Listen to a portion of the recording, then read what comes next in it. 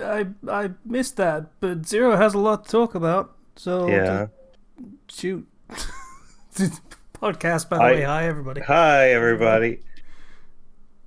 Happy I saw Easter, everyone. And I yeah. assume you'll be watching this sometime around Halloween. Mm-hmm. We've been dated. But so I had my uncle and my cousin come over and I watched a couple movies. One of them at the recommendation of my uncle. We watched the movie Cocaine Bear. Oh, yeah, that one. That one. The premise of Cocaine Bear is there was one time where Bear got into a lot of cocaine and died. Yeah. Um, That was this boring, though, so they made it not boring. Well, they they they made the premise not boring. This is arguments to be made for the film they itself. somehow made it more boring. Yeah. Um, okay, so Cocaine Bear, the marketing was like, it's made like a comedy, right? Because how could you ever take the phrase Cocaine Bear seriously? Quite Except the easily. movie, It's a bear on cocaine. And it's not dying. That's hmm. the movie itself can't decide whether it wants to be a thriller or a comedy, and it does a lot of unnecessary gore. Like it has some good moments, but for the most part, I was just bored out of my mind. I didn't care about any of these characters, and a lot of the jokes just didn't land. Yeah. Honestly, I thought it was kind of fun. Oh, It was you? it was fast paced enough that I didn't mind it. I was dying. I couldn't finish it. From my Ah, understanding, a lot of the plot has startlingly little to do with the cocaine bear. yeah, there's a lot of that. There's a lot of not Cocaine Bear in this Cocaine Bear movie. Yeah. Until it does. I mean, it does change and swap, and eventually it's just the bear. But I did not enjoy my time with Cocaine Bear. Your mileage may vary depending on how exciting you find a bear on cocaine to be. Oh, you know what? I feel like Cocaine Bear should have had a really, really, really strong open, and it's just all high octane for like half an hour, and then it's just a really miserable time for for the entire movie going forward after that. Just it's Cocaine Bear. Why not make it match cocaine? Like that's how that works. They do have a rather exciting opener, and then you spend like 30 minutes not even seeing the bear, and you have It's a couple it's a of while. and then you have a couple of kids just talking about cocaine that they found, like freaking middle schoolers, or maybe even elementary. I don't know, like sixth graders. It's like I totally do cocaine. It's just like okay. I accidentally put it on my toast once. It was a bad time. Well, actually, it was a very good time, very productive day, but then it wasn't. So the movie that I followed that up with was I went to go see the Super Mario Bros. Movie. Okay. Don't spoil anything. I'm going to see that movie myself later this Uh, week. I'm How just do gonna you give spoil it? I don't know. There's got to be some kind of plot amid all the fan service. um Please say no, it, there isn't. it is a simple story. There's not much to spoil. The only thing I'm just giving my impressions of the movie, if that's okay. Go ahead. Um, I liked it a lot. I liked that this is very much like an origin, I guess, for the characters, which Okay, fair enough. we kind of needed. But even then, it's not like, Mario is just lame and he has to learn how to be good at everything. He does have some competency of his own. It just takes a little bit of getting used to. They go with the you've probably seen from the trailers, but they do go with the approach of the coming from New York thing, like the Super Mario Bros. Super Show. And like the backstory written in the manuals for the really, really old games. Yeah, I really enjoyed the performances for each character. I feel like I completely forgot that Chris Pratt was Mario. Like, he just did a great job as the character. And Jack Black as Bowser obviously stole the show. Naturally. That's not what surprised. Jack Black does. Freaking just amazing characterization on all of the characters. The visuals were great. And in a shocking twist for Illumination, they only had like 3 licensed songs. Wow. Most of it was score based off of the game's soundtracks. Naturally. So they did cut some of that score to fit in those licensed songs. So, but that's probably a compromise that they had to make because Illumination loves those licensed music tracks. Yeah. Well, as long as it was done right, done well. But yeah, I would see that movie again. I really like that. That's one of my favorite video game movies to have come out. The only complaint I've heard is that Peach is basically Daisy called Peach. I would I would somewhat disagree with that. Primarily because Daisy's character is so nebulous. She isn't really there. It's Undefined. nebulous. It's inconsistent. The only thing we really know is that she's a tomboy, right? She's a slightly more active version of Peach. Maybe we think she kind of gives that impression sometimes, I guess. The only main series game that she's appeared in where she's actually had like any presence is the frickin' one where she debuted as the random princess of Sarasaland. Since then, she's been relegated to entirely side games.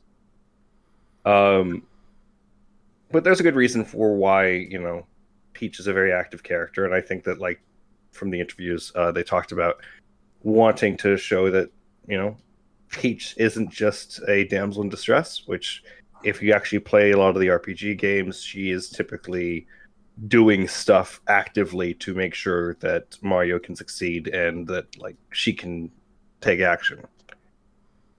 So, it felt a lot like the characters were more like their inspiration for their character writing came from the RPG games, which is a really good sign. Yes, that's where they focus on the story more than the gameplay itself. I mean, they focus on both, but when it comes to the main series platformers, it's all defined on making it as beautiful and smooth as possible, not so much focus on the story. I will say Seth Rogen Donkey Kong is very much just Seth Rogen. It's just Seth Rogen. Well, Not surprised. But that's okay, because they're basically the same.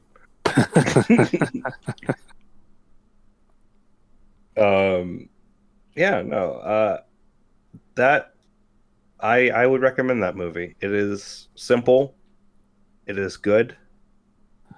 It pays. There's a lot of references, but I never felt like the references were really in my face because they all kind of fit into the world itself. good. And you can tell a lot of care and love went into this project. Good. I've honestly been ambivalent about the whole thing since it was announced. Even when I saw the trailer, I was still thinking, is this actually going to be any good? And it seems like they hit it out of the park, which is good. It's I haven't heard anyone give a great glowing recommendation. Like Zeros is the most positive I've heard. It's a good movie. It's the critic review, the whole Rotten Tomatoes thing is like 99% audience score and like 54% critic score. And the critic reviews are kind of really weird because I've read some of them. And I'm like, did we even see the same movie? And one person said it had all the charm of an unplugged Game Boy, which, oof. What? Game Boys aren't plugged in. These are the reviewers. That's their takes. But if you've played the games, if you've enjoyed your time with them, you'll enjoy your time with the movie.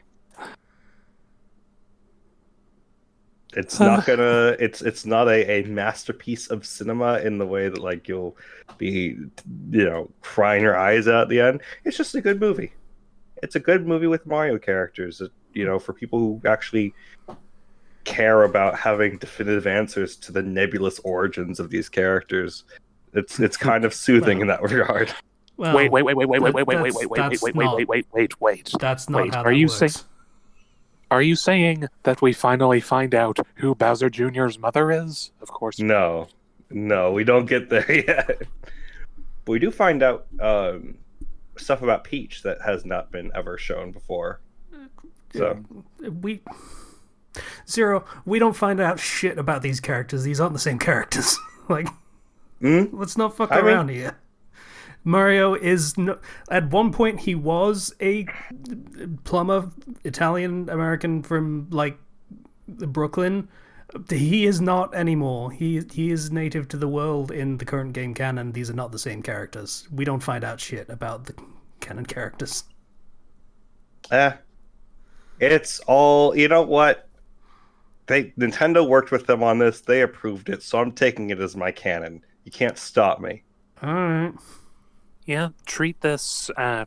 This is just as much Mario as any given Link is definitely Link. Yeah.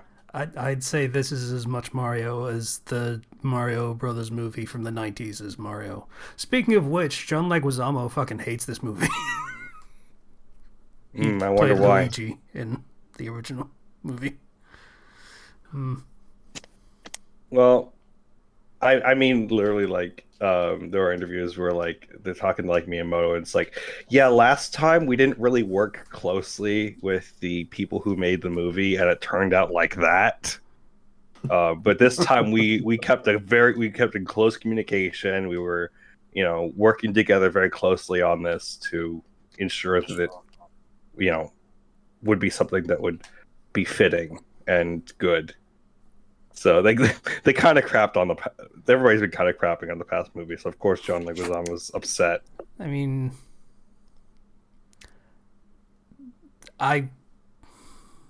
that old film was special in its own way. Like yeah. Actually, that might be. That feels like that's an unfair critique for me to make, but I'm going to say it anyway. This film sounds like it's not going to be particularly special or memorable. It's just going to be, that's the thing based on the thing. Yep. Whereas the old one is probably going to be remembered a lot more because of just how weird it was. Yeah, I mean, it's easier to remember the movie that, like, goes in such a bizarre, strange direction and, like, causes a huge... Like, that movie caused Nintendo to get out of making movies for a very, very long time. Like, specifically that movie. They're like, nope, we're not doing it again. And then eventually you have, the Detective Pikachu movie, you have the success of the Sonic movies that Nintendo's looking at, like, we can do a Mario movie. Yes, the Goombas. Yep.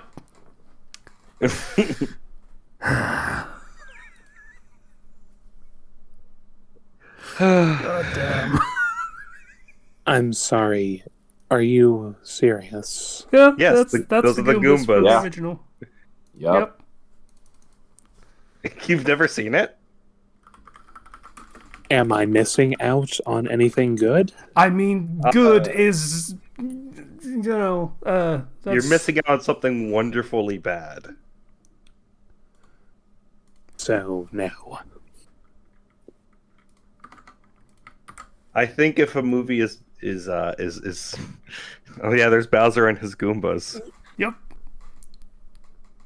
with the freaking gun and the spiked blonde hair. I'm not missing anything. You are. It's an experience.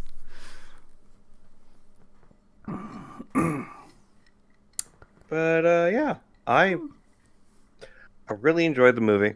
Would recommend it. You know, it's not a long movie. It's like hour and 20 minutes. So you know, Kids movie length. pacing, yeah, kids movie length. But pacing is pretty tight. There's not a lot of long emotional conversations or anything. It's like, oh hey, we're here and we do this, we do that. But you know, the Mario very dear to my heart because it was one of the first game. It was actually the first game I ever played was a Mario game. When I was like 3 years old. So, you know, for a fan like me, I enjoyed it. You and people I who are were not destined fans- to be adversaries. Zero. My first Yeah, game I was know. Sonic 1. Crazy, right? My dad was literally playing the original Super Mario Bros. When my mom was pregnant with my older sister. So, yeah, it's in my family. One of my earliest memories is looking at the box art for Sonic 1. Yes, that's weird. And mine is playing Mario Bros. So, you know, look forward to seeing me and Casey at the Olympic Games, just like Mario and Sonic. Aside from that, I had family over. I had my uncle and my cousin. My uncle fell asleep during the Mario movie, by the way. Fair enough. He fell asleep 15 minutes in, then left to go to the bathroom and get a hot dog, and came back at the end of the movie and said it was boring. So- Wow. Well, Which uncle was this? my dad's brother, my paternal. Yeah, that tracks. well, you know.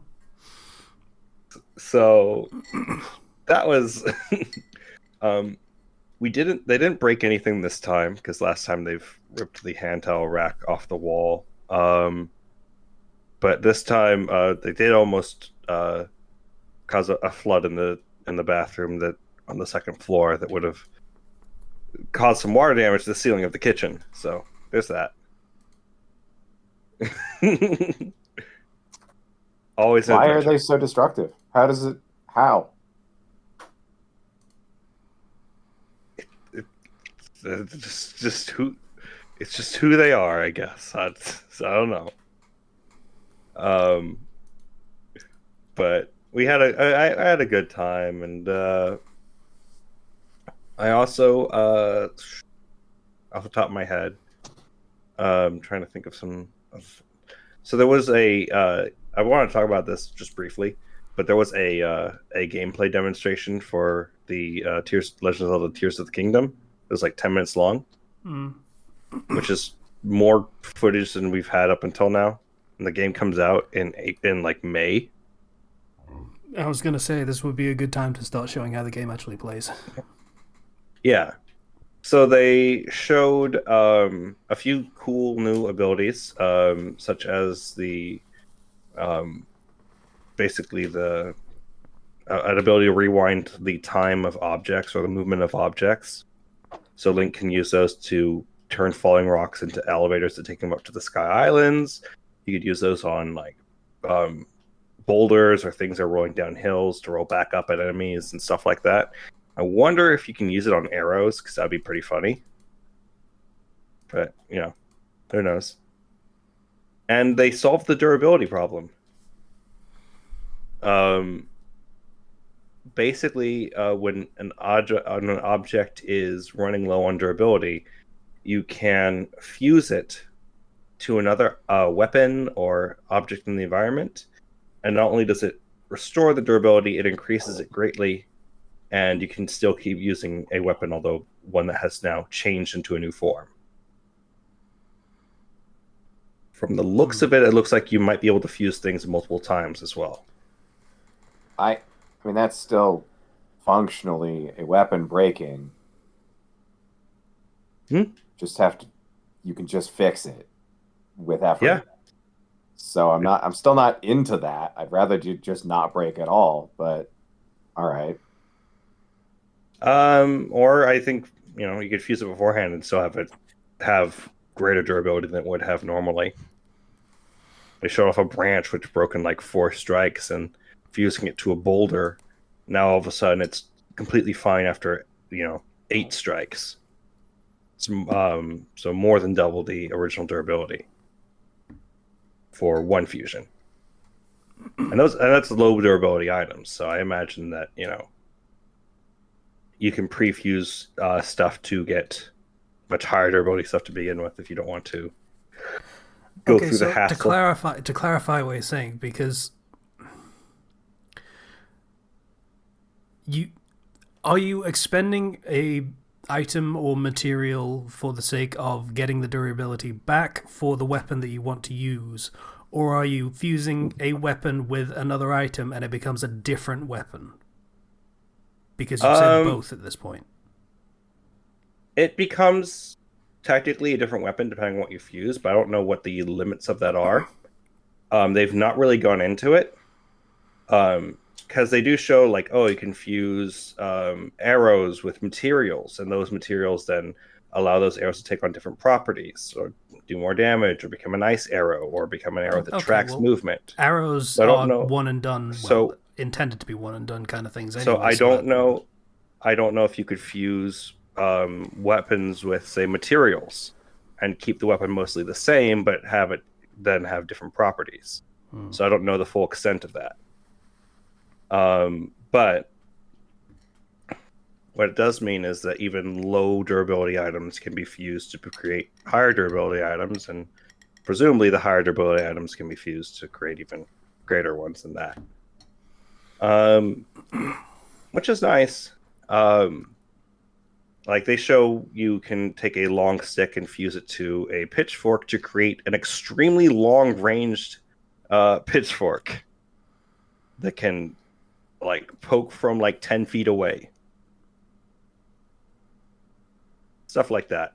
It's a lot of fun to mess around and create entirely new weapons. Because I didn't really have a problem with the durability to begin with, but at least here there's an option, because fusion only takes a split second to just take your weapon, you bring up the ability, you go up to an object in the environment, you just hit A to fuse, and then boom, they're fused. And it gives you a buff to damage, it gives you a buff to durability. So you're going to want to use fused weapons to kind of Dead Rising to it, essentially. Create stronger weapons that last longer. So it's part of a gameplay feature. And I went nuts on analyzing the crap out of all the footage, by the way. You can fuse objects in the environment together to create vehicles. That's pretty cool. You can use this ascend ability to go and just fly straight up to a ceiling and then just dive right through it and swim to the other side. So if you're in a cave and in a mountain, you can go up through the ceiling of the cave to immediately end up on top of the mountain. That's kind of providing a quicker way to get up places without having to climb everywhere and expend stamina. If it has a cave, you can just immediately zoom to the top. And stuff like that. It looks really fun. Like there's a lot of creativity here of like there's probably thousands of different combinations that you can create with like fusion or like arrows, and you can fuse things to your shield too. Like they showed, you could take a what it's called a puff shroom, fuse it to your shield, and when something strikes you, it creates a smoke screen that then breaks the line of sight on the enemy, so you can sneak around and then just get a stealth strike on them and take them out. So I'm really excited about it. I like having more tools for creativity like that. There's a bunch of other stuff too that has me excited because the entire layout of the map has changed. There's gigantic sky islands. There seems to be hints that there may be underwater sections that previously weren't in the original. Lots of cave areas. The entire world map itself has been, even though they're using the Hyrule map from Breath of the Wild, they've remixed it considerably. Like there's lakes in places where there weren't lakes before. The guardians have been removed. Things have been shuffled.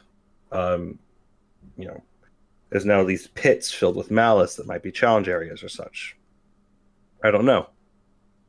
They really didn't tell me a lot. They just were like, here's new abilities. And I'm like, that's cool. Yeah, that's fair. I mean, it's not gonna be out for a little while, so may as well tease more. I have reason to believe that traditional dungeons are back. In that it's not just the divine beasts, which were a mixed bag at worst, and some of them were just not fun at all. So, yeah, I went and like dove deep on all of that, but it seems like they saw some of the complaints people were having and wanted to make it so that you can, in a sense, repair a weapon, though it will obviously like take a different form or assume a different quality. But I'm over here thinking like I want to fuse like two axes together, see what that makes, double-sided axe, or like make myself a freaking twin blade by attaching two swords together, stuff like that. I want to see the limits of what I can do.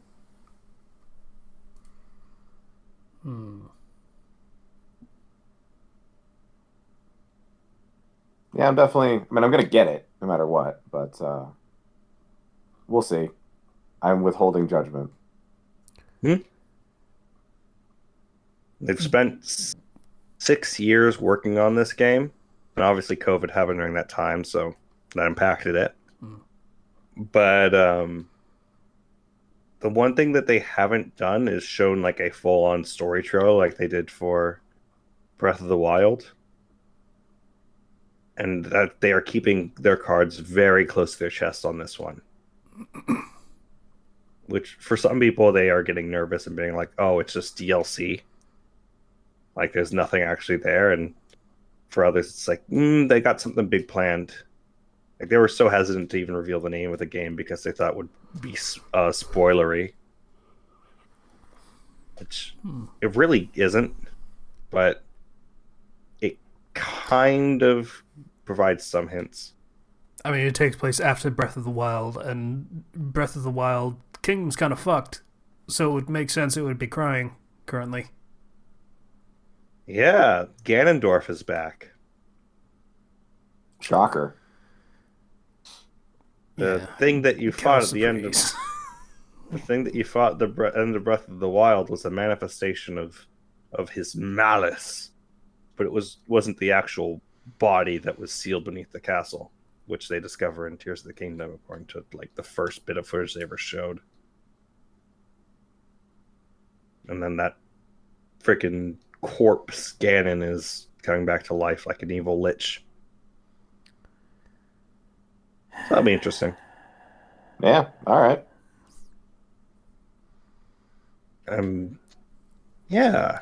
I am going to surprise nobody by saying there are a lot of other games that I would buy before a Zelda game.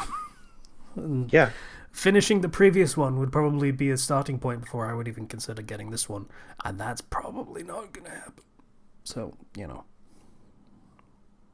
Oh, of course. that's. I where know my your opinion lands on your that. stance, Yeah. Yeah. but I am very excited. Good for you. So that's a lot of new anime have been coming out because we're like at the start of a new season of like everything, and I haven't watched a lot of this stuff, but I have read the manga for a lot of it.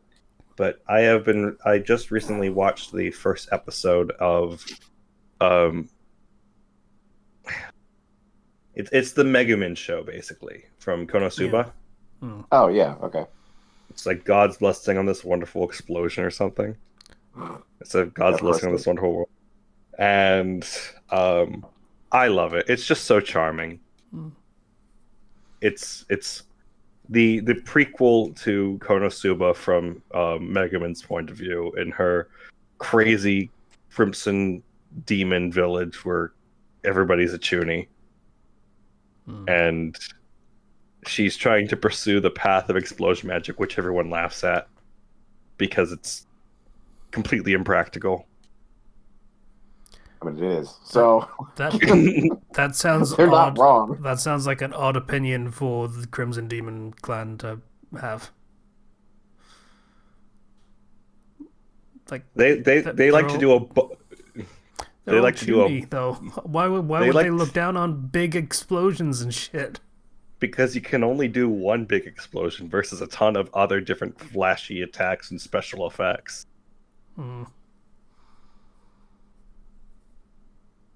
It's, they want to have their cool moments last longer, I guess.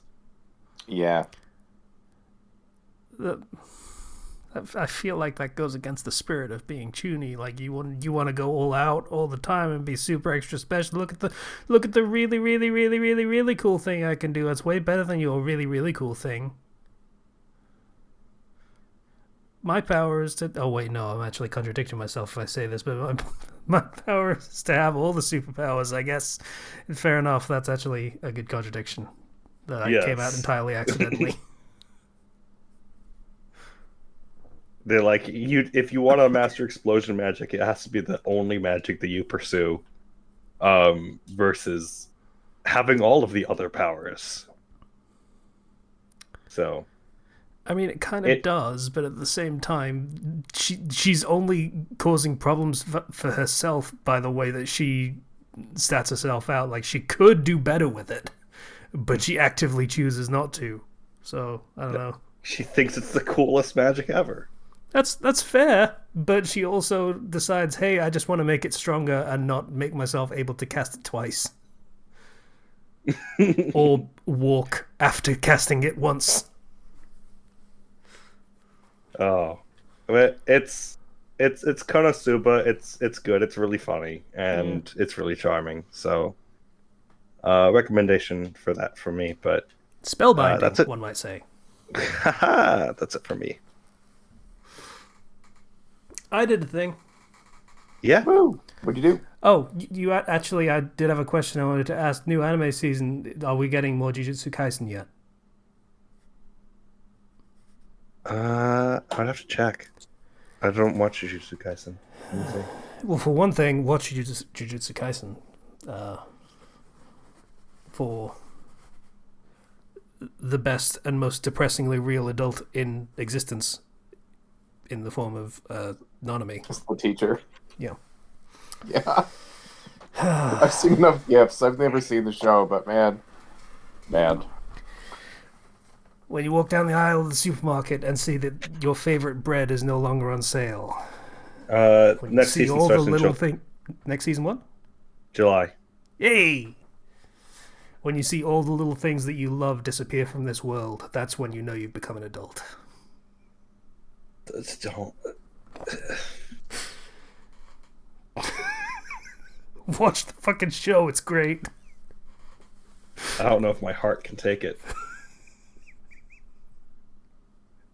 His superpowers are based on the fact that he he refuses to work anything that isn't a 9 to 5 job. That's his superpower. That's rough, buddy. Yeah, it's great. Yeah. So, what was?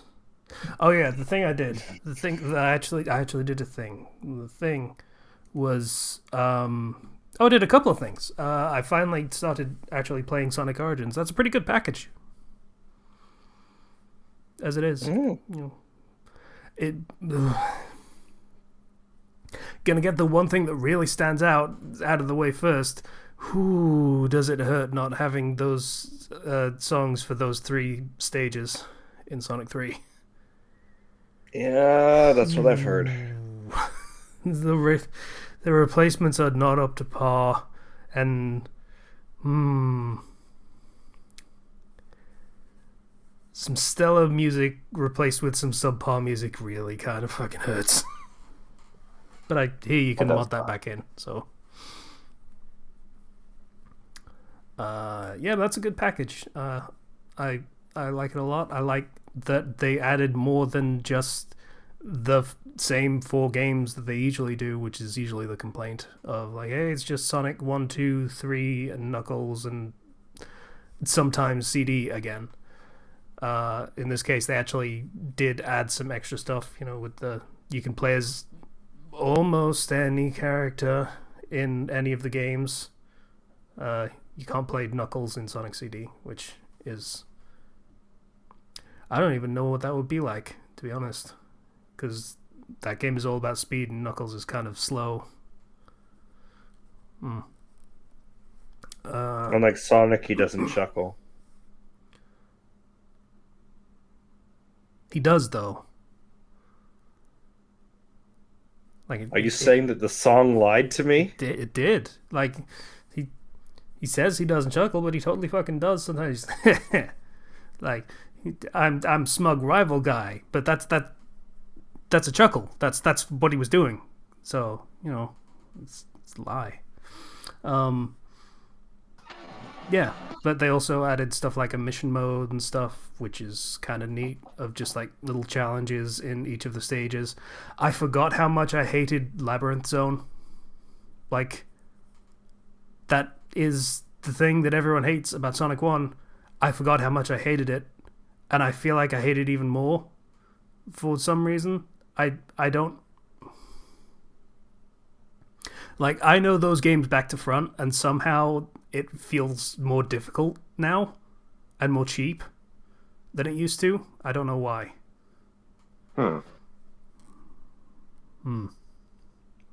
Yeah, so that was a thing. But yeah, I've had fun with it. It's still cool.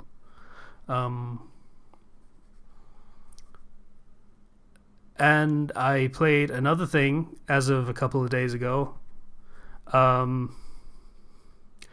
A game I am going to effectively call from now on Disney Mall Crossing. Disney Dreamlight Valley, I think that's the name of it, yeah. I don't remember how I ended up... I think it might have just been going like through Steam queues of suggestions and shit because I was bored. And it just came up randomly. I'm like, oh, one of these cash-in things like... what were the old ones? Disney Infinity? That kind of thing? So I'm like, yeah, one of these, okay, whatever. But I looked down at the reviews and people are like really enthusiastic about it. And that surprised me. So I'm like, okay, let's look into this a little more. And I did. Ended up buying it. It's surprisingly good. It is very Animal Crossing.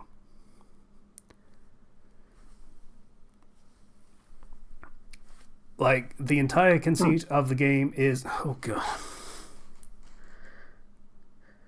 Okay, before I get into the gameplay systems and such, which I could probably just say Animal Crossing and just be done with it, but for the sake... We'll get there. The plot is a thing. There's a plot? So... You know, like the plot of Toy Story 3, where Andy has kind of outgrown his toys, and he doesn't play with them anymore, and he's going off to college and like get Oh rid of them and dear. stuff. Oh no. So this Okay. kind of theoretically, this could be Andy about like 20 years later when he's going through his quarter/midlife crisis. Because the story starts with you moving out of the city because you're fed up with your corporate job, and you go back to where you played as a kid, and it's just a little cute little, you know, playground kind of place in just slight woodland kind of thing, and it's all overgrown and stuff, and it's like, oh, I remember the good times here. And either the protagonist goes through some incredible psychosis or is triggered to such psychosis by, you know, he's falling asleep in a fucking overgrown place, so maybe some spores got into his brain or something, because then he's just in Disney World and is basically remembering all of the good times he had with all the Disney properties by hanging out with Disney hallucinations. Is the way that the game is sort of framed. Okay. So, is the twist gonna be that he's like dying in a coma, and this is like his last dream? Could be.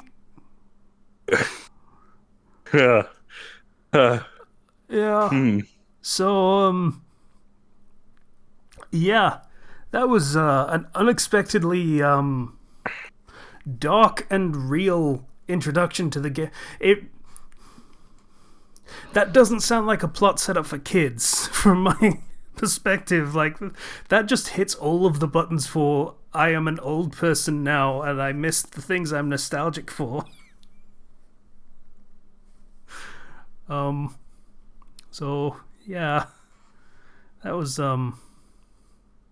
maybe hit a little close to home, but you know, but yeah. So the core conceit is the Dreamlight Valley is a village where all the Disney characters got together and just sort of hung out and stuff, like, you know, all of them, not just like the main mascot characters. And then the forgetting struck. Get it?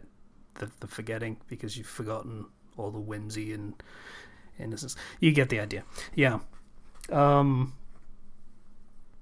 Yeah, so you have to bring the memories of all these characters back so they can move back into the village and you can have a grand old time together and such. And despite how dark and bleak that opening is, and how it just kind of tinges everything that comes after with an undercurrent of, oh, this is kind of slightly melancholy in a way that makes me somewhat uncomfortable. It is really charming.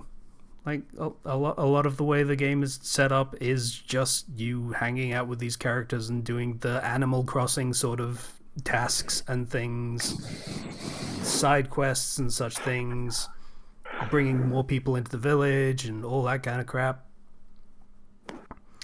So what you're saying is it would be a perfectly charming, perfectly delightful game if it weren't for the fact that apparently it's set in the Twilight Zone. I don't know. I think, like, I say it gives this tinge of melancholy, but I feel like that also gives it a kind of spice. Like,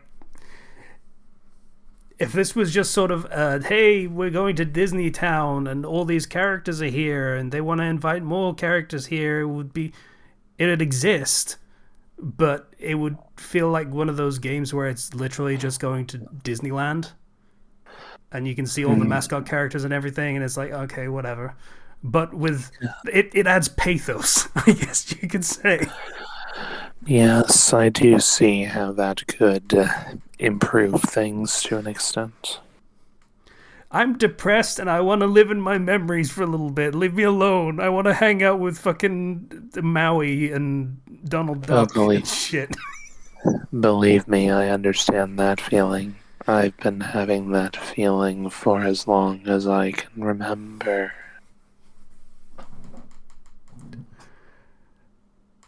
Goofy acknowledges that the Goofy movie happened, by the way. Which one? The first one with the perfect cast. I know. Yeah. So yeah, that was I might have marked out a little bit when I read that. He's like, yeah, I have this perfect cast. You'll only fall in the water like 9 times out of 10. Fucking great. I have been having fun with it. I've been enjoying it far more than I honestly thought I would, and to the tune of 20 hours in the past like 3 days. It's really good. Mm-hmm.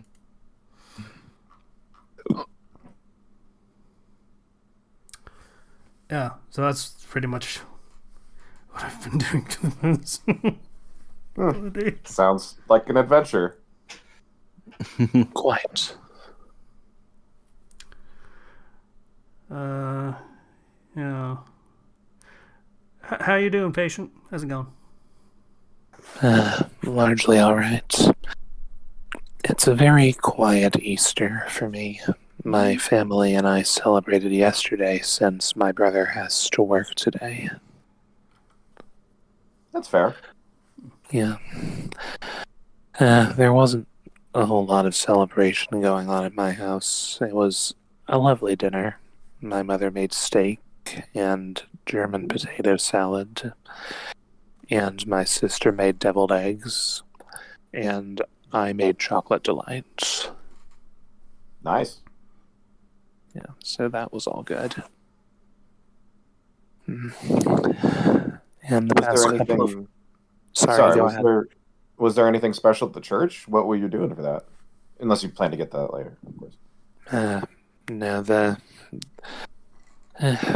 church has been recently making it a point to have Easter celebration take place in the home rather than relying on church too much, just letting the spirit permeate the families more. Unfortunately for me, it doesn't really work that way because I'm the only member in my family. Or at least my immediate family. I have some cousins elsewhere in the country who... Yeah, I can see that kind of falling flat for people who live by themselves. Yeah. Yeah. I mean, I have Zom and Hornet, but neither of them are members of the church. Zom, I don't think either of them even believe in God like I do. So, what can you do? Fair. But yeah. Last weekend's general conference was extremely invigorating. It was very nice, and I'm still feeling strengthened from it. So that's good. And work is going interestingly as they're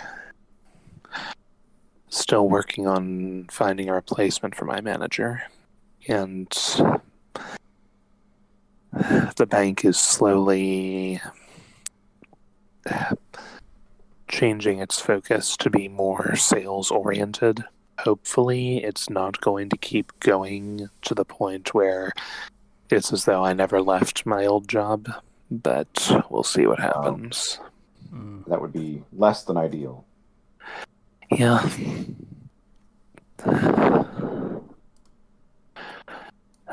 But yeah, aside from that, I've mostly been replaying Ocarina of Time on Nintendo Switch Online. I've nearly beaten it now. I'm trying to, for the first time in my life, get all of the pieces of heart.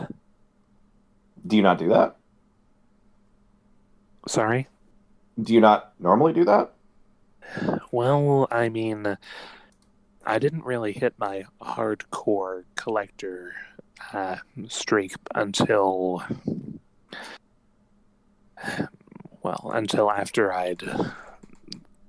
after I'd already played through a handful of Zelda games. It was only the pieces of heart that I'd never finished collecting. Well, no, that's not accurate. But short answer, no, I didn't used to do that. So I'm trying to do it now.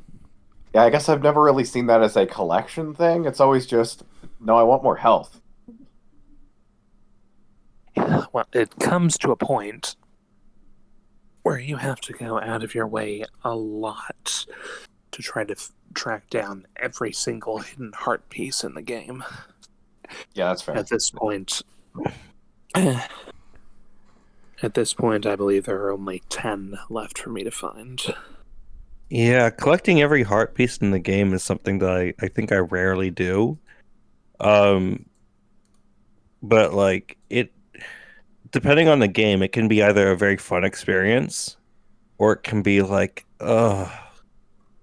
really? I gotta go all the way back here and do all this and go through all these steps to get it, you know? Yep. Of course, it's still more rewarding in the long run than the kill them all quest for the gold sculptulas.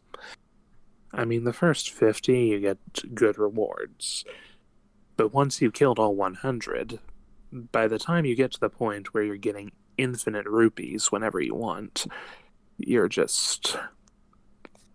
the point where there's not really anything to buy. Yeah, it's kind of why, having those hearts matters a lot more on frickin' Master Quest.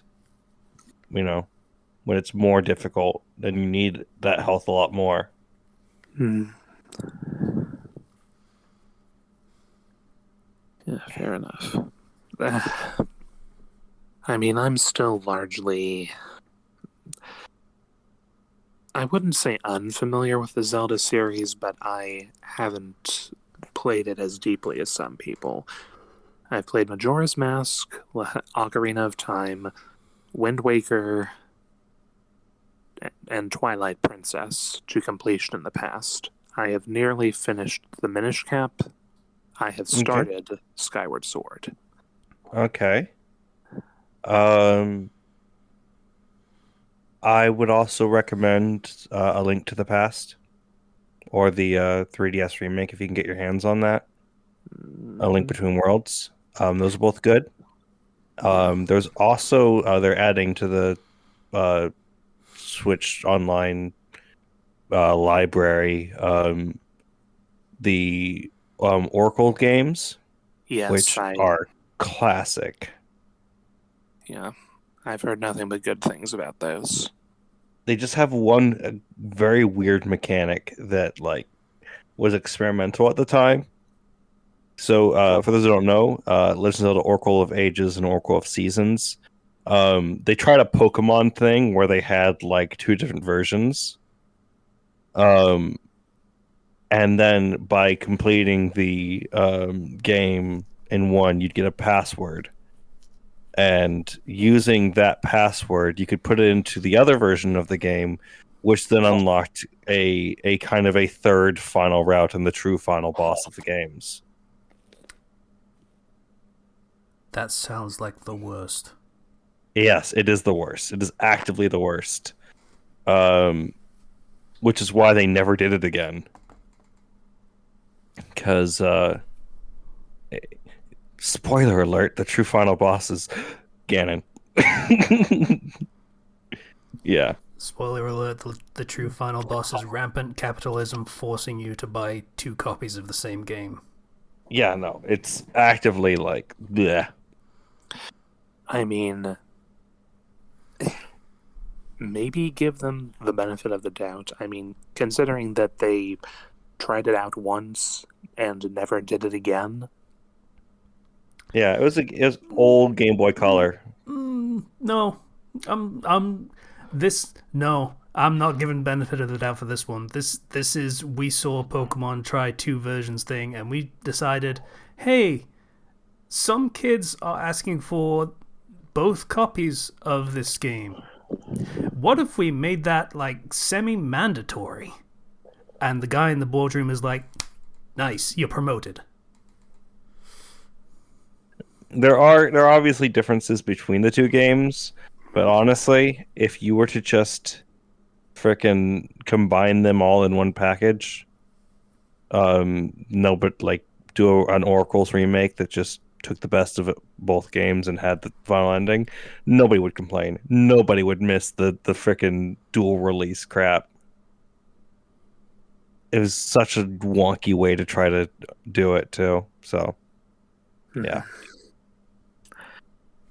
And I will say, Pokemon wise, Yellow, Crystal, Emerald, Platinum, no contest. They were the best. You could trade with Pokemon. You could trade with your friends. Yeah, it wasn't a completion thing. Well, it kind of was, but it was a completion thing if you're a collecting crazy person.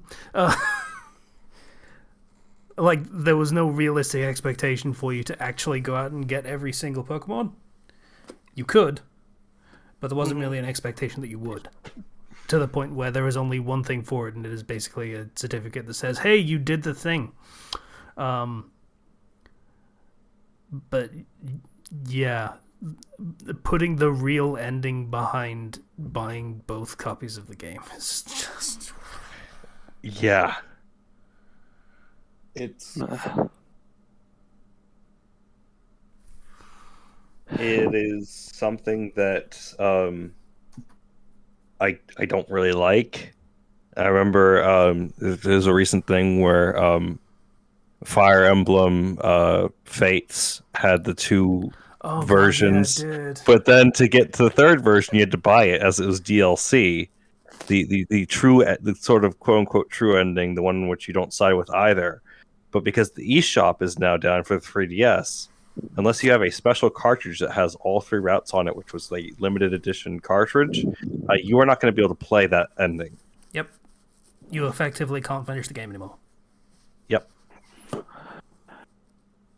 That is awful. Outside of emulation, one would assume. Yes. Emulation, you can do it. It's fine. But there's no legitimate way to play that now unless you have that cartridge. Game is not even 10 years old, I believe. Mm-hmm. Yep. Moving on from depressing things, perhaps. Okay. Sorry, it seemed relevant. I like complaining and bitching about things. Oh. Play the Link's Awakening remake too. It was really good. I might do that. I mean,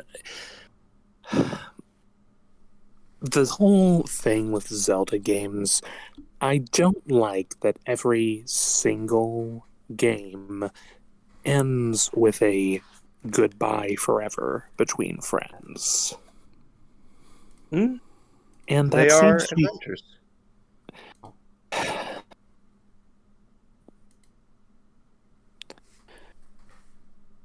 It just sucks that you have to give up one of the treasures that you make along the way as soon as it's no longer needed.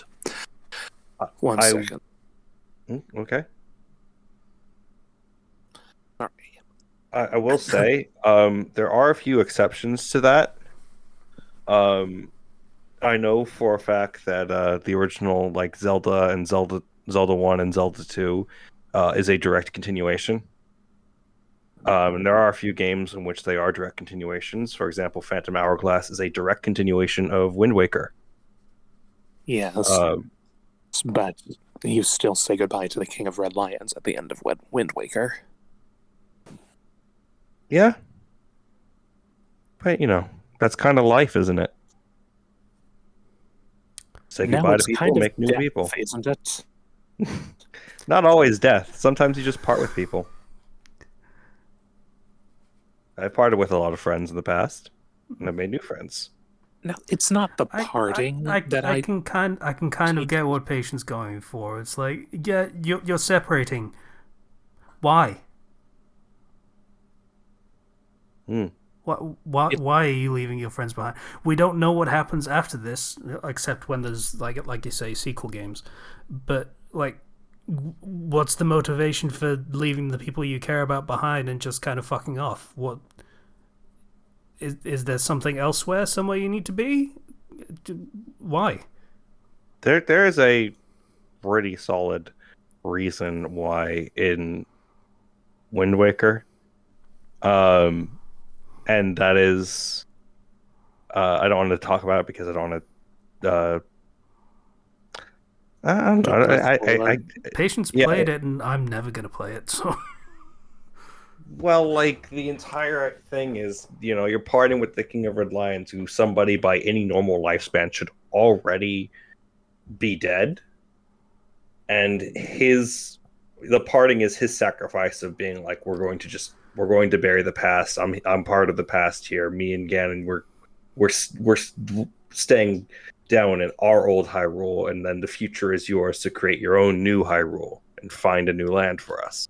Essentially, it's a very emotional scene.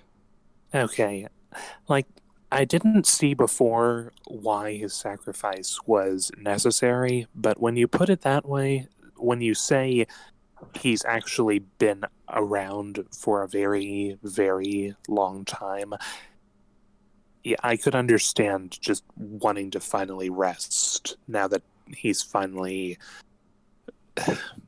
now that his purpose is finally fulfilled. Yeah. I'll concede that. He was cursed into his form for like centuries. So he got the reliefs and the rest and to be with the rest of his kingdom that he always wanted. now I think about it, good for New Zelda, because they explicitly don't do that in the new ones. Yes. Like the preview trailer of Tears of the Kingdom was Link and Zelda just kind of hanging out, spelunking and shit. I do believe that they get separated, but I don't think that they are going to be. I don't think it's a case of like, oh, Zelda's captured again. I have a theory that Zelda will be playable in some way and have her own sections. That would be delightful. Yeah. Play as more of a mage character than a warrior character for once. Link does not have the Sheikah Slate, but Zelda is shown in art having the Sheikah Slate. So I think that she might have the rune powers of the first game. Because in the Age of Calamity, the Musou game, she was playable by using the Sheikah Slate runes to a much greater degree than Link could ever do to do combat. Okay. So you're saying that Link won't have the rune stuff like the bomb and whatever? No, he doesn't. He has a whole new set of abilities, of which we've only seen a few. Okay. Alright. So that sounds like what it might be. This is complete speculation, obviously. Would be, hey, in the previous game we had that durability crap that was really restrictive because we want people to play with the abilities. Which, fair enough. I didn't get that at the time. I kind of do now, but it doesn't make me want to play it anymore. But they wanted you to play with, like, the physics and stuff. They wanted you to knock boulders off of, like, high hills and have them roll down and smash into bokoblin camps, or whatever they're called. And they want you to hit a tree while it's under stasis a bunch of times and fly on it like your mercenary Tau. That kind of thing. And, the durability stuff kind of facilitated that by making it very difficult to just play with weapons alone. But this one, with the fact that they've bumped up the weapons system, making it more versatile and easier to use and giving you tools to actually repair all your stuff, it sounds like Link's side of it, presuming that it's going to be split, Link's side of it will be more with the weapon focus, with some abilities, but the weapons will be a larger focus. And then Zelda probably won't have that sort of thing and will instead be relying on the runes and stuff. And being creative with the environment. That's what I'm hoping is the case, because there was a huge outcry for a playable, because when the first trailer for Breath of the Wild came out, there was a whole thing about, oh, is it a female Link, right? Because, he looked very feminine. And then they were like, no, if we were going to make a female Link, we would just have you play as Zelda instead. And, it's just interesting that Zelda seems to be separated with the Sheikah Slate in the underground while Link is exploring the skies above. So, I don't know. I'm hoping that's the case. If not, I'll be a little bit disappointed. I mean, I was going to say they did technically do a female Link, but that wasn't really a female Link. That was... That was someone who very much wanted to be Link, is my understanding. Yes. The Linkle situation? Yeah. Where it was developed by a different studio, too, so... I did like that concept, though, of, the prophesized hero is always named Link. And someone in a quest that I read once had that be, an actual plot point of... There are so many kids named Link in Hyrule because every parent wants their kid to be the prophesized hero. It's hard to resist that, I imagine, as a parent. I mean, you gotta hope for it, right? Yeah. I mean, you don't know what's gonna happen. Try it. Why not? Might work out. But yeah, it's so much unknown about this game, and it's coming out in a month, and they are so tightly secretive about it. I appreciate that, honestly. I would rather play it myself and just be surprised. All I have are theories, because it's for a sequel that's reusing a lot of assets, they spent a lot of time on it. So, I mean, as many problems as it had, I actually did like Far Cry Primal, which was a similar sort of deal. So, yeah, there's a lot you can do while keeping things relatively, similar. It's not like they can massively push the boat out in terms of graphical fidelity or technological impressiveness. That's not a thing you can do on the Switch. They kind of went as far as they could go with that and still being stable in Breath of the Wild.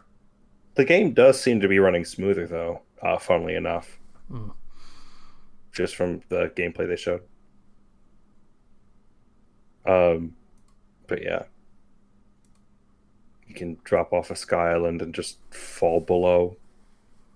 But if you land in water, you're fine. Don't worry. It doesn't matter how many hundreds or thousands of feet up you were. I love and if video all game else logic. fails, hookshot yourself to the ground. It'll catch you. I wish they had. I hope they have a hook shot. I want one. They cut it It from would be- Breath of the Wild. It'd be weird if they didn't.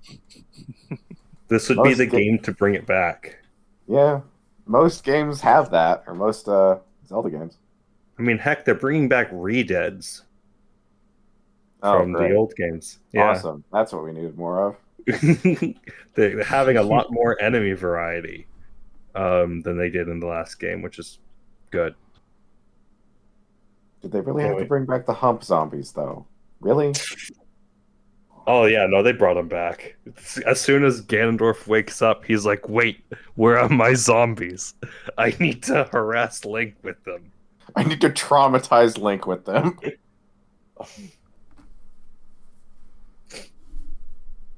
Anyway, we got off topic on a Zelda tangent again. But what about the dead hands? We need those. No. Freaking horrifying creatures. I can handle the Redeads. I can't handle dead hands. Can't handle them, huh? No, I can't handle them. Pun intended.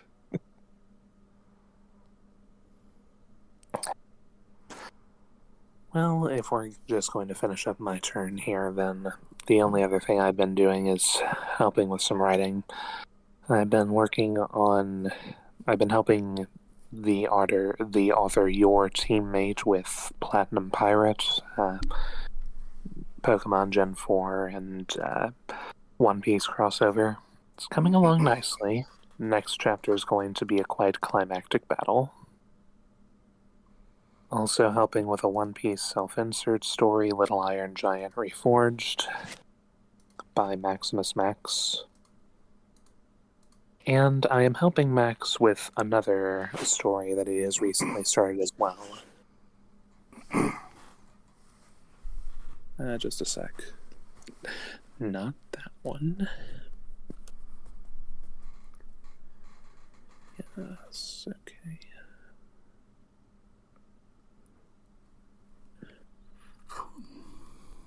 No.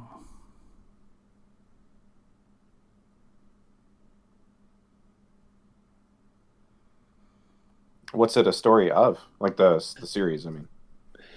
It is a Yu-Gi-Oh! GX fanfiction. Okay. Do Duelist's Give me those Dream one. of Electric Karibo.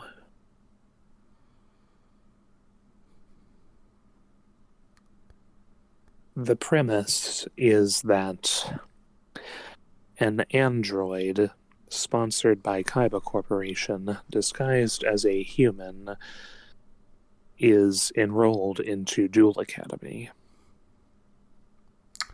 Yeah, that sounds like a Kaiba thing to do. Yeah, Yeah. everyone says that.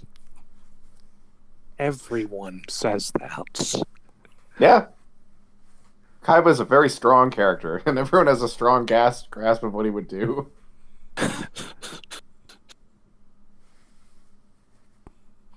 Yep. So it's just one chapter out right now. I'm helping to write the second one. I helped to write the first one. It's quite enjoyable. And you wouldn't guess. The android in question, name of Andy Chrome, he has a specific monster as his ace, calls it white. You would never guess what it is. I couldn't guess, honestly. I'm bad with names. Is it a dragon? It is a dragon. I feel bad that I got it Is before it- Slicer. Is it a certain white dragon? No, it's a red and black dragon, actually. Yeah, that's... Really? Is it called Yeah, Joey? that's the whole point. Okay. It is... The first chapter does deliberately leave it ambiguous, implying that it could in fact be the Blue Eyes White Dragon. But no, what it actually is this.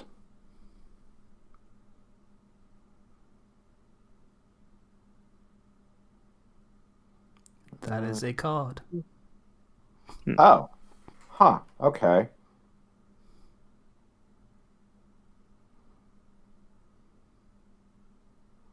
Yeah, so... I don't know anything about Yu-Gi-Oh. It's rather fair. I know Seto Kaiba has a hate boner that gives him life, and this Blue Eyes White Dragon is his thing. That's about all I know. And Yug is also a thing I know. You're missing out, I think, especially the original series manga. Before everything got turned to dual monsters. I mean, we watched the first episode of the anime, the original one. Yeah, and it was just skipping over a lot of the really interesting plot. But that's neither here nor there. I've given my recommendation. I've said everything that I've been up to this week.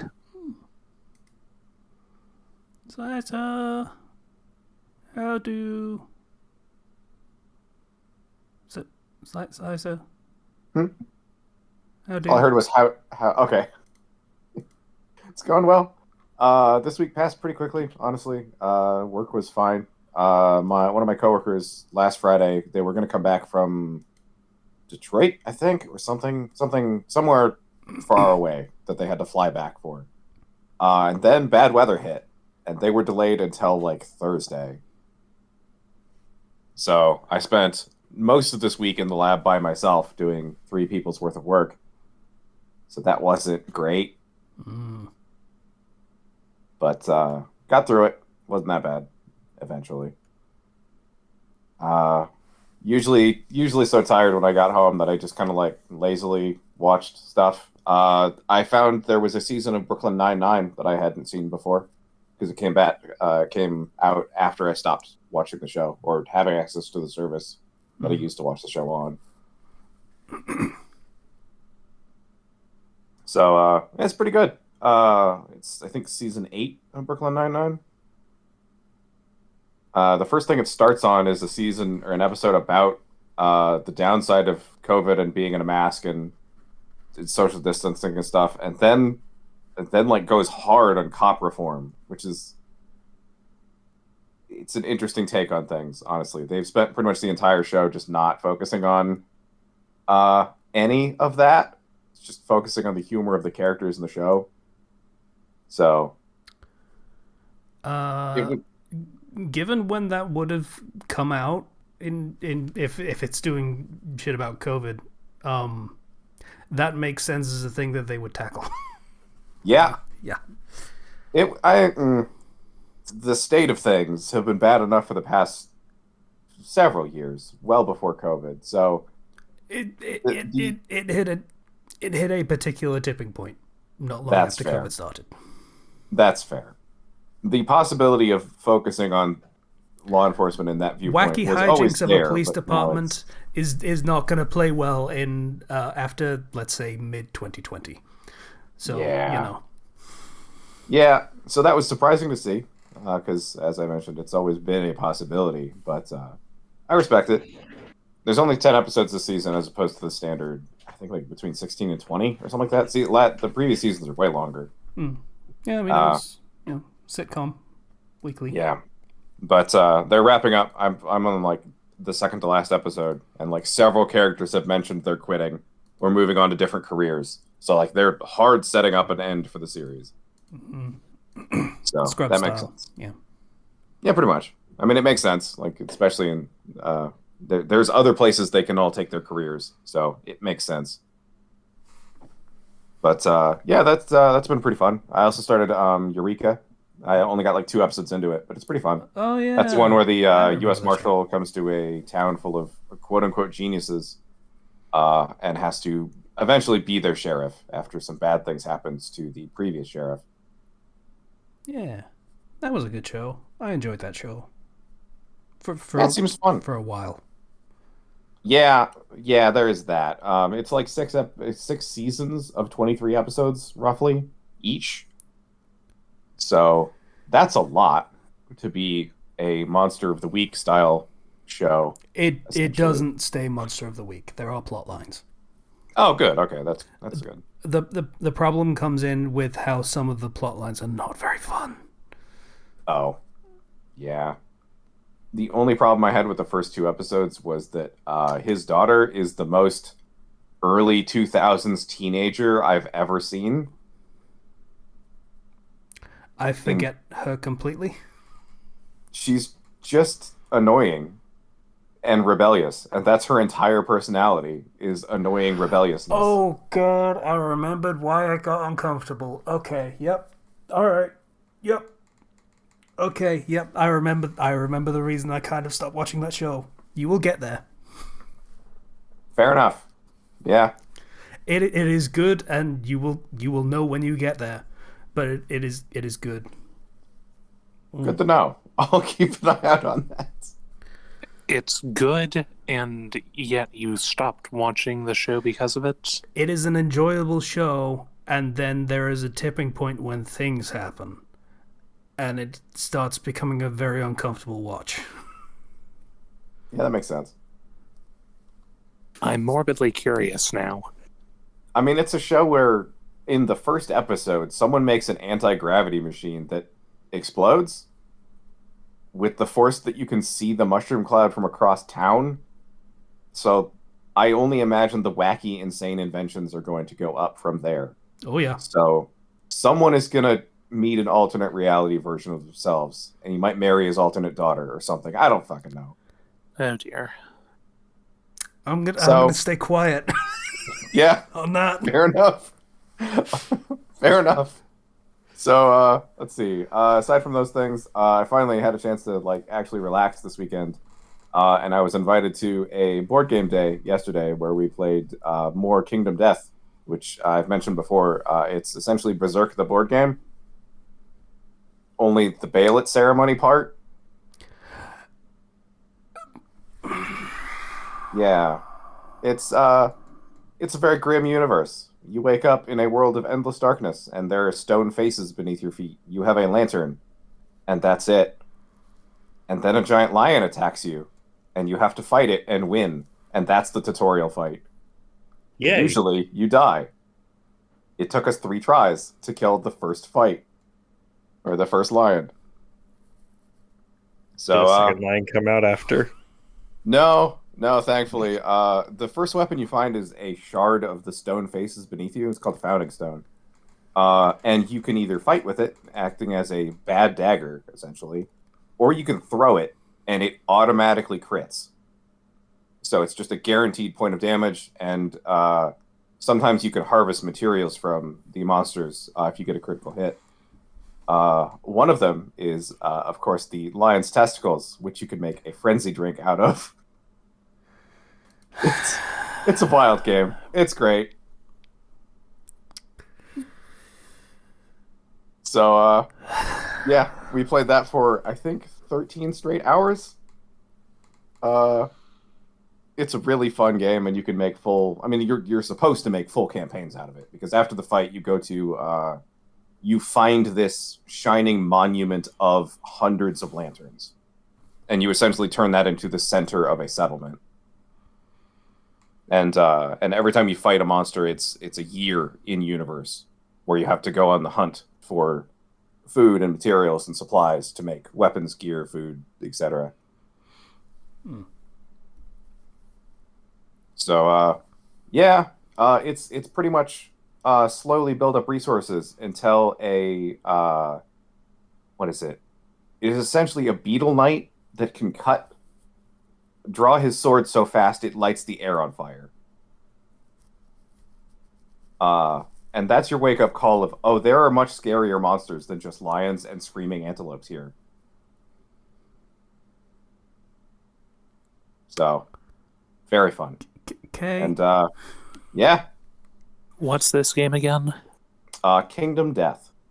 They had a Kickstarter. They had a second 1.1 Kickstarter, a small one. And then they had a full secondary campaign Kickstarter. Which I have to look into this. I assume at this point you can straight up just buy the game. But it's not cheap.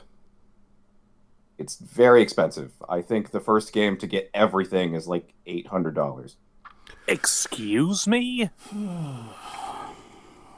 Keep in mind, this is a game with dozens of pieces on it. Like full card decks, miniatures for every armored set, very detailed miniatures for all of your characters. Every monster has its own detailed mini. I mean, you're buying a lot. I mean, it's... Yeah. This is... I mean, what kind of game is this again? It's turn-based fighting. Sorry, I don't know how to answer that question. Is it a video game or a tabletop RPG? No, it's a tabletop RPG. Okay. Okay, that makes more sense. Yeah, I say board game, but it's more of a tabletop role-playing game. I mean, it's with full miniatures and books and stuff. Okay. Yeah, I was expecting something completely different, but in that case, all the different pieces, I can imagine that totaling up to $800. Gotta imagine it's a really, really good game, then. Very.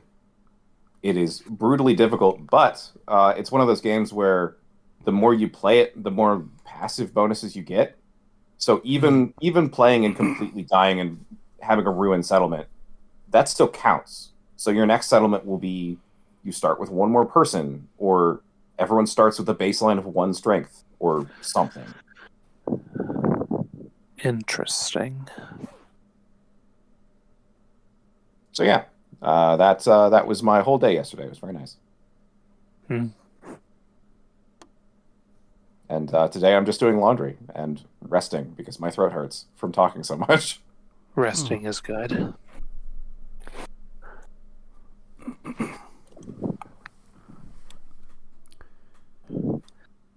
But should we be apologizing for making you talk more? Oh no, it's fine. I'm better now. I woke up with quite a sore throat, and it was a little bad for like the first hour I was awake. But I made some tea, and it helped a lot. Good. So yeah, I believe that's my week. I think that's everything relevant I've done. Not gonna lie, I'm still kind of reeling from remembering how Eureka goes.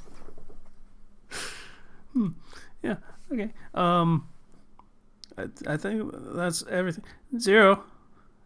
Yeah. How did it go with that whole figuring out how the heck Patreon does its thing now? I still don't know. Yeah. But if anything, it has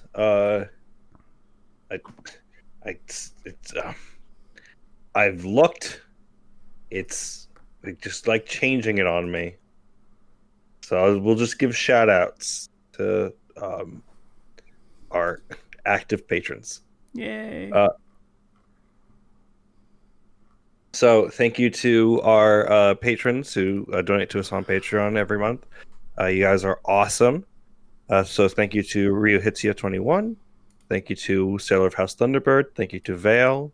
Thank you to Greek Guy. Thank you to Ethan F. Thank you to the Crossbrain, as always. Thank you to Troper 37. You are all awesome. Honestly, it's probably better not to call out specific numbers for what people are donating. Just like, hey, don't pressure people to like embiggen the number or anything. Like, yeah, you donate it, and we appreciate it. I have to assume that was the intent.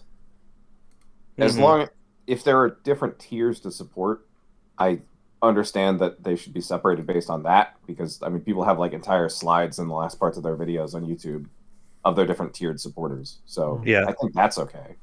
There's some that are not tiered though. They just chose to without selecting a tier. Yeah, you just like custom place your whatever your monthly donation is or per video or whatever. Yeah. But well, those are our patrons. Yay. Thank you all for supporting us. It's great. Thank you. Yeah. Yeah. And now, it's time to say goodbye. It's time for the final words. Thank you.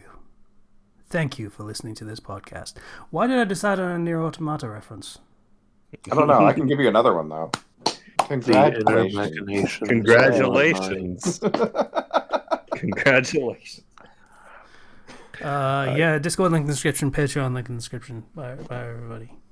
See you guys. Join the Discord. We're all kooky there. It's great. And because this is Easter, rabbits. I'll give you that one. Yeah, you earned that one. No, we didn't. Don't encourage him.